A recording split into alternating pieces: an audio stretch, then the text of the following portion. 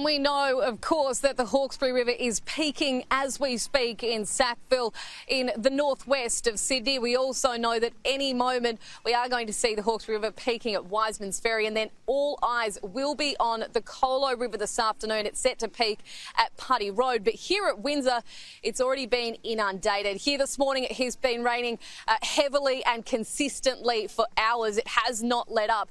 You can see the New Windsor Road here completely inundated with water.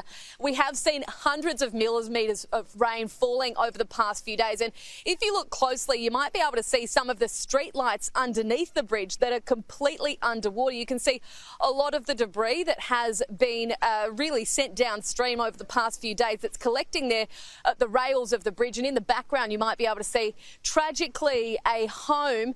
The first story is completely filled with water. Also a earthworks machinery that seems to be stuck in the water there as well, almost completely submerged. Now, the Prime Minister, Scott Morrison, he spoke a short time ago. He did say that Australian Defence Force personnel will be all hands on deck today assisting with the crisis.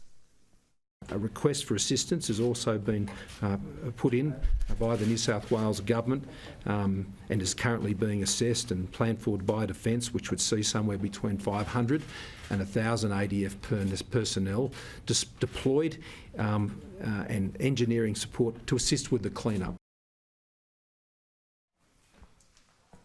Tom, as I mentioned, we aren't out of the woods yet. There are still thousands of homes that are under threat with the worst flooding that parts of Sydney have seen in decades. Today, the focus is going to be on the Colo River.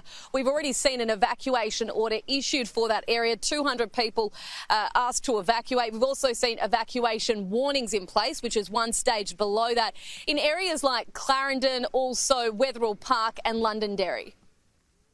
And regrettably, we have warnings now for an additional 15,000 people that may need to be evacuated.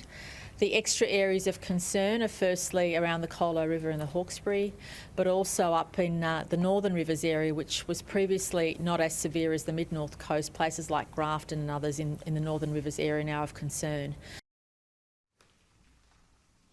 Tom, like we saw during the Black Summer bushfires with RFS volunteering and putting their lives on the line to save Australians, this time we see the SES coming out in full force. There have been more than 10,000 calls for help over the past week, but in the past 24 hours alone there's been 1,390. Now 114 of those were flood rescues. The SES are pleading with the community to make their jobs easier and to adhere to their warnings.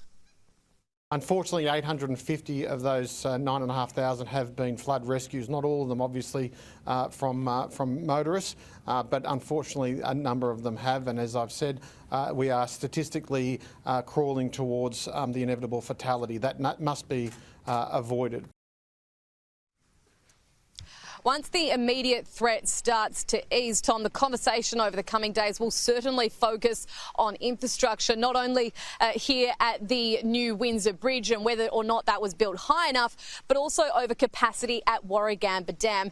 Now, we have two more threats today. Dangerous surf that will be taking place across the central and southern parts of New South Wales. We'll also see damaging winds moving across those same areas. So certainly the threat does remain. The good news, this is going to be the last 24 hours of this significant and catastrophic weather event. Finally, tomorrow, we will start to see the rain easing off the New South Wales coast and heading for Tasmania.